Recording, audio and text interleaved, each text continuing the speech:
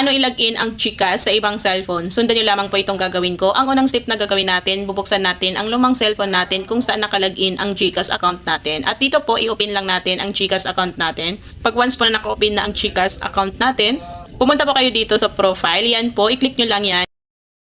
And then dito po sa ating mga profile, i-click naman natin itong settings. Dito sa settings natin, i-click naman natin itong account secure. And then, lalabas po itong account secure. Ang unang step po na gagawin natin ay napaka-importante. So, kailangan po natin i-unregister muna yung mga GCash account natin dito po sa ating cellphone kung saan nakalagin ang ating GCash account.